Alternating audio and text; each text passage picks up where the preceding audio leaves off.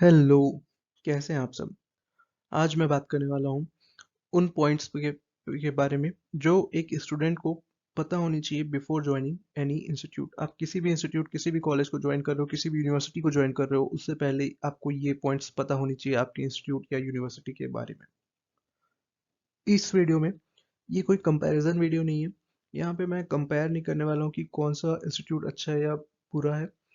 This is more about awareness. Awareness होनी चाहिए कि एक इंस्टीट्यूट्स में स्टूडेंट्स के बारे में के पास क्या क्या राइट्स होते हैं, क्या फैसिलिटीज उनको अवेल होनी चाहिए। So this is more kind of awareness video. और इस वीडियो को मैं 10 पार्ट्स में डिवाइड किया हूँ। टोटल 10 पॉइंट्स है। सो अगर आप नए हैं, नया इंस्टीट्यूट ज्वाइन करने वाले हैं, चाहे वो ग्रेजुएशन के लिए हो चाहे हायर स्टडीज के लिए हो, तो आप इस सारे 10 पॉइंट्स को एनालिसिस कर सकते हैं। बट अगर आप ऑलरेडी एक एग्जिस्टिंग स्टूडेंट है जो किसी कॉलेज में पढ़ रहे हैं, तो नॉट दिस ऑल 10 पॉइंट्स, ये सारे 10 पॉइंट्स तो आपको काम नहीं आएंगे। बट इसमें से कुछ पॉइंट्स हैं जो आपको काम आ सकते हैं और आप you can bring that changes in your institute, which is a must for all the students, not just for you. This will be helpful for all the institutes in overall development. Okay, so without letting ado, let's begin knowledgeum.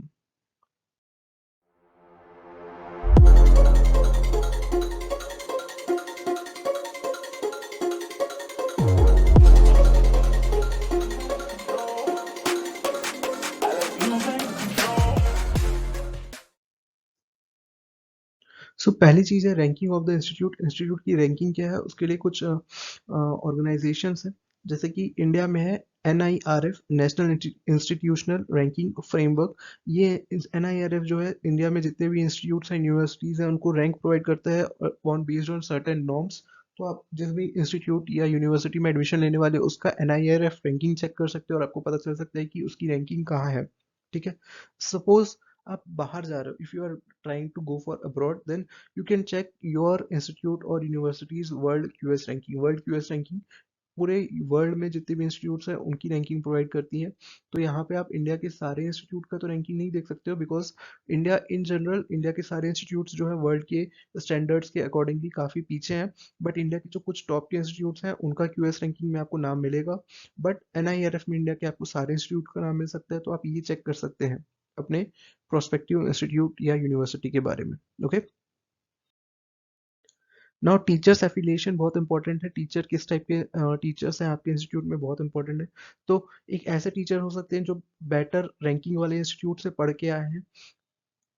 Sorry, ऐसे teacher हो सकते हैं जो better institute में पढ़ा रहे हैं compare to जिस इंस्टीट्यूट से पढ़ के आए हैं। तो वो जहाँ से पढ़ के आए हैं उनका रैंकिंग पीछे रहा होगा, बट प्रेजेंटली वो बेटर इंस्टीट्यूट में पढ़ा रहे हैं। या फिर ऐसे टीचर्स हो सकते हैं जो सेम इंस्टीट्यूट में पढ़े हैं वहीं पढ़ा रहे हैं। या फिर ऐसे टीचर्स भी हो सकते हैं जो बेटर इंस्टीट्यूट से पढ़ के आए हैं और उससे पुअर रैंकिंग वाले इंस्टीट्यूट में पढ़ा रहे हैं। Now practically this first point rarely exist, ऐसा बहुत कम होता है। तो ये दोनों होते हैं। Now this two points both have their own pros, दोनों का अपना एडवांटेज है। अगर कोई ऐसा टीचर है जो सेम इंस्टीट्यूट में पढ़ा है और वहीं पढ़ा रहा है, that means he is trust वर्दी। तभी तो वहाँ की अथॉरिटी या फिर मैनेजमेंट उनको रखे हुए हैं वहाँ पे, राइट। ऐसे बहुत सारे IIMs या HNLUs या फिर IITs में पुराने प्रोफेसर हैं जो वहीं से पढ़े हैं, वहीं पे टीचिंग कर रहे हैं। So those are of course trustworthy professors. Now there are teachers जो बेटर इंस्टीट्यूट से पढ़ के आए हैं और अभी एक पुअर रैंकिंग वाले इंस्टीट्यूट में प्रोवाइड कर रहे हैं। सो उनके पास एडवांटेज ये है कि उनके पास बेटर एक्सपोजर है, हर तरीके का बेटर एक्सपोजर है, उनके पास अच्छा कॉन्टैक्ट है throughout the this you can say industry. So this both point are important and you should check कि आपके टीचर्स का एफिलिएशन कहाँ कहाँ से वो पढ़ के आए हैं। और ये सारा डिटेल किसी भी इंस्टीट्यूट या यूनिवर्सिटी की वेबसाइट में रहता है, तो this can be easily checked. Okay. Students council ये एक बहुत इंपॉर्टेंट पार्ट है किसी भी इंस्टीट्यूट का, किसी भी यूनिवर्सिटी का। और स्टूडेंट काउंसिल में general secretary, sports secretary, cultural secretary, placement secretary, mess secretary, ये सारे चीज़ हो सकते हैं। अब इनका क्यों इंपॉर्टेंट है, बिकॉज जब स्टूडेंट्स को अपनी कोई बात रखनी है मैनेजमेंट को या अथॉरिटी को, then who is going to represent them.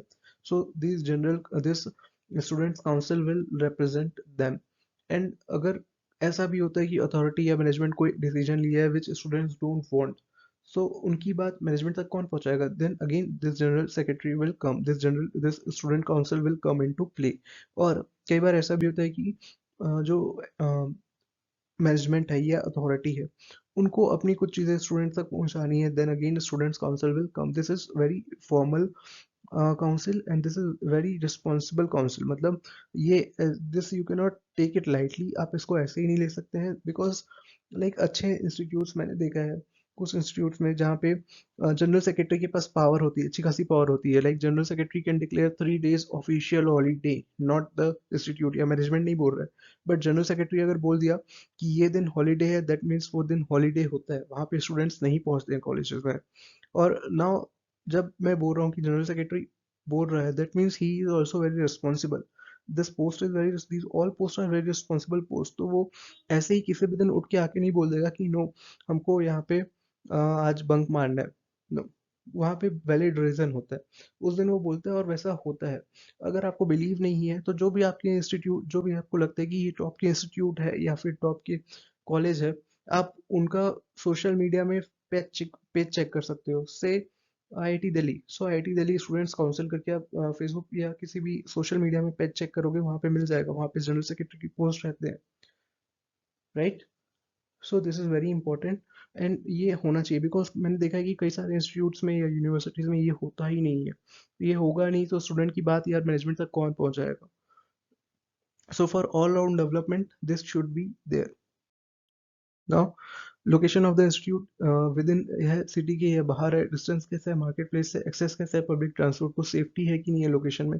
Because अगर आप लोकलाइड हो, अगर आपका घर उसी सिटी में है जहाँ पे आपका इंस्टीट्यूट या यूनिवर्सिटी है, तो आपको रोज ट्रैवल करना है ना। अगर वो ऐसे डिस्टेंस में है कि आपको 1.5 घंटा 2 घंटा रोज सिर्फ ट्रैवलिंग में स्पेंड करना पड़ रहा है, तो I think that is not a good idea.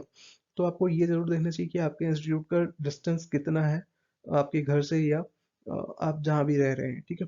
और वो एक्सेसिबल है कि नहीं पब्लिक ट्रांसपोर्ट को, public transport should also be available there, और सेफ होना चाहिए वो लोकेशन।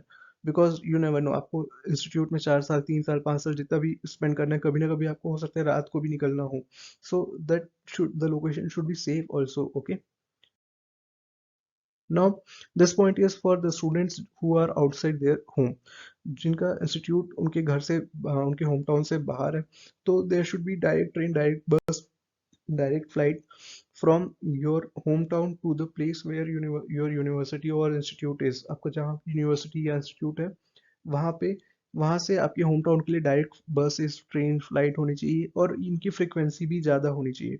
क्यों? अगर फ्रीक्वेंसी कम होगी तो ऑफ कोर्स उसमें सीट की अवेलेबिलिटी कम होगी, राइट। और अगर आप 3 4 साल 5 साल जहाँ भी स्पेंड कर रहे हो, वहां से आपको ऐसे कई बार मौके आएंगे जब आपको अचानक घर जाना हो।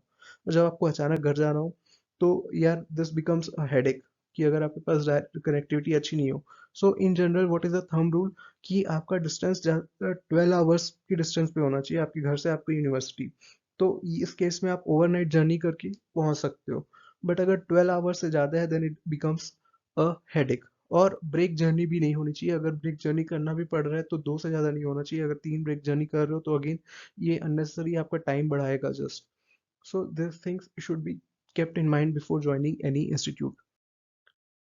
देन इंफ्रास्ट्रक्चर, इंफ्रास्ट्रक्चर में क्या क्या है, library, e library, laboratories, auditorium, theatre, sports complex, student activity centre, ये सारी चीज़ें भी किसी भी इंस्टीट्यूट में होनी चाहिए। और आजकल वैसे most of the institute have these things.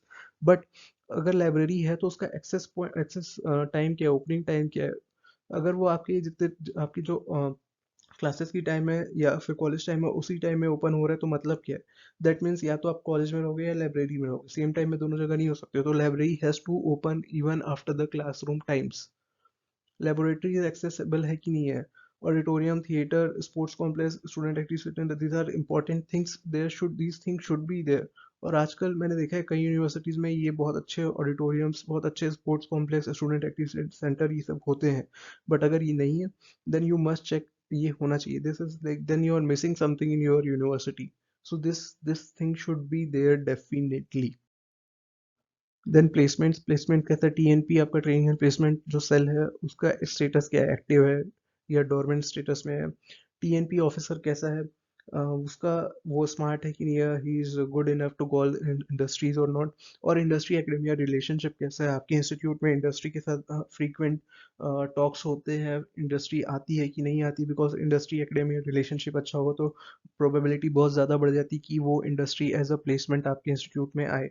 So this things should be checked. और ये सारी चीज़ें भी अगेन आप उस यूनिवर्सिटी या इंस्टीट्यूट की वेब पेज से जाके चेक कर सकते हो। एंड मोस्ट इम्पॉर्टेंट, अगर कोई इंस्टीट्यूट या यूनिवर्सिटी अपना वेब पेज अपडेट ही नहीं कर रहा है, सो लाइक अगर आपके पास उसमें डेटा ही नहीं है, then you can understand things कि यार क्या है।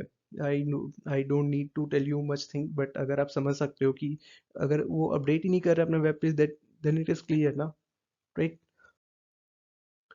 देन एलुमनी कैसे हैं, जो अभी रिसेंट पास आउट है वो कहाँ पे जॉब कर रहे हैं, जो पुराने पास आउट ओल्ड स्टूडेंट्स हैं वो कहाँ पे हैं टुडे, और रिलेशन कैसा है एलुमनी और इंस्टीट्यूट का, because this is also very important again.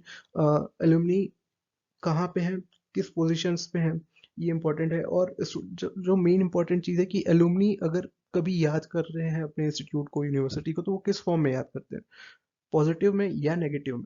अगर पॉजिटिवली याद कर रहे हैं तो then it is a good thing, ये होना चाहिए। और अगर नेगेटिवली याद कर रहे हैं, that means you should not join that university, उसका कोई मतलब नहीं।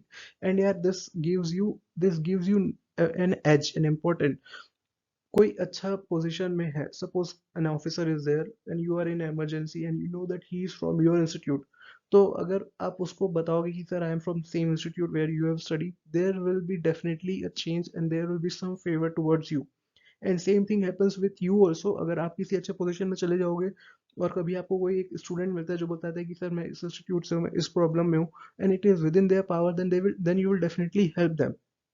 तो ये चीज़ भी इम्पोर्टेंट है। और डेफिनेटली चेक करना चाहिए कि इंस्टीट्यूट का एलुमनीज के साथ रिलेशन कैसा है।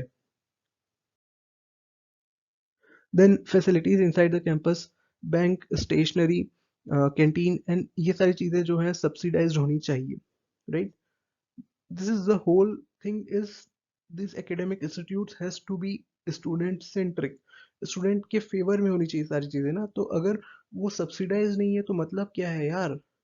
ओके, कि बैंक जो है उसका एक स्टैंडर्ड चार्जेस रहते हैं, तो this can not be done. But अगर स्टेशनरी या canteen these are charging you unnecessary high, then then there is no point of being an academic institute.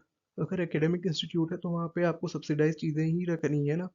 Students के पास पैसे ही नहीं होते यार, they are not earning, so how can they charge more. And at that point where they are not spending anything, ये ऐसे जगह में है जहाँ पे इनको एडवर्टाइजमेंट करने के लिए कोई पैसा खर्च नहीं करना है, बिकॉज ये कैंपस के अंदर है, इनके पास ऑलरेडी कस्टमर्स हैं बहुत सारी। सो इनके पास प्रॉफिट तो हो ही रहा है ना। सो इनका क्या मतलब बनता है कि अगर वो स्टूडेंट से ज़्यादा चार्ज कर रहे हैं, क्यों, this thing should not be there. और most of the government institute में तो ऐसा होता नहीं है, बट प्राइवेट में ऐसा होता है। और ये चीज़ को चेंज किया जा सकता है। अगर प्राइवेट इंस्टीट्यूट का जो मैनेजमेंट है, जो अथॉरिटी है, वो इनको बोले, तो क्या ये नहीं चेंज करेंगे? ऑफ कोर्स चेंज करेंगे, क्यों नहीं करेंगे। इनके पास यार इतना सारा प्रॉफिट है, इनके पास इतने सारे कस्टमर्स है एट द सेम पॉइंट, जब वो भी बिना किसी एडवर्टाइजमेंट के, so they have to bond, they are bound to change this thing, अगर मैनेजमेंट बोलेगा तो। And this should be there, subsidise rate में क्यों नहीं है, होना चाहिए this thing. Last point, support to students, scholarships कितने टाइप की अवेलेबल हैं, क्यों नहीं, और अगर अवेलेबल नहीं है तो क्यों नहीं है, दिस ये होना ही चाहिए यार। बहुत पैसे रहते हैं इंस्टीट्यूट्स के पास, स्कॉलरशिप स्टूडेंट्स को देना चाहिए, may be on the merit of their, merit की बेसिस पे दो, जो भी बेसिस है, बट स्कॉलरशिप होनी चाहिए। और अगर आपका एलुमनी के साथ अच्छा रिलेशनशिप है तो भी आपको बहुत सारे स्कॉलरशिप मिलेंगे। अगर आपके एलुमनी अच्छी जगह प्लेस है तो उन लोग खुद भी आके स्कॉलरशिप प्रोवाइड कराते हैं इंस्टीट्यूट में, ट्रस्ट होते हैं बहुत सारे जो स्कॉलरशिप प्रोवाइड करते हैं, तो ये चीज़ें होनी चाहिए। फी वेवियर है कि नहीं है, स्टूडेंट का अगर कोई जेन्युइन रीजन है तो फी वेवियर भी उनको मिलना चाहिए। अगर नहीं मिल रहा है, then this is not a good thing for any academic institute. Health insurance है कि नहीं है, हेल्थ इंश्योरेंस, मेडिकल फैसिलिटीज भी इंस्टीट्यूट के अंदर होनी चाहिए। लाइक जितने सेंट्रल गवर्नमेंट के इंस्टीट्यूट्स हैं, आईआईटीज, एनआईटीज, आईआईएम्स, एचएनएलयूज, इनके कैंपस के अंदर एक्टिव मेडिकल फैसिलिटी रहती है। प्राइवेट इंस्टीट्यूट्स में मेडिकल फैसिलिटी डेफिनेटली होगी, बट एक्टिव स्टेटस में नहीं रहता है कई बार। सो एक्टिव स्टेटस में होनी चाहिए जहाँ पे स्टूडेंट का free of cost treatment as well as medicine provide होती है for general things like fever, cold, cough, ये सब चीज़ हो गया तो उसके लिए free of cost medicine as well as treatment provide होता है। और इंस्टीट्यूट हेल्थ इंश्योरेंस भी कवर कराते हैं स्टूडेंट्स का। लाइक आप देखोगे तो आईआईटी गुवाहाटी में 50,000 का हेल्थ इंश्योरेंस कवर है, एनआईटी सूरत में 25,000 का हेल्थ इंश्योरेंस कवर है। इसका क्या मतलब है कि अगर आप कभी बाय चांस किसी बड़े इंजरी या फिर किसी डिसीज से आप गुजर रहे हो और आपको मेडिकल हॉस्पिटलाइज होना पड़ा, तो हॉस्पिटल का जितना भी खर्चा है उसमें का 25,000 या 50,000 व जितने भी अमाउंट का इंस्टीट्यूट ने इंश्योरेंस कराया है वो पैसा इंस्टीट्यूट देगा। So this thing should be there also. ये भी एक इम्पॉर्टेंट चीज़ है स्टूडेंट्स के लिए, तो ये होनी चाहिए हेल्थ इंश्योरेंस बाय इंस्टीट्यूट्स को कराना चाहिए सारी चीज़ें, and that too at free of cost to students. So yeah, this is all I wanted to cover.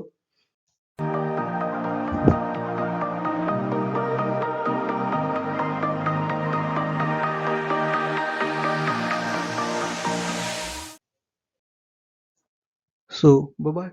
Take care, stay safe. Hope you like the video. If yes, do like and subscribe to the channel. See you next video. Bye bye. Take care.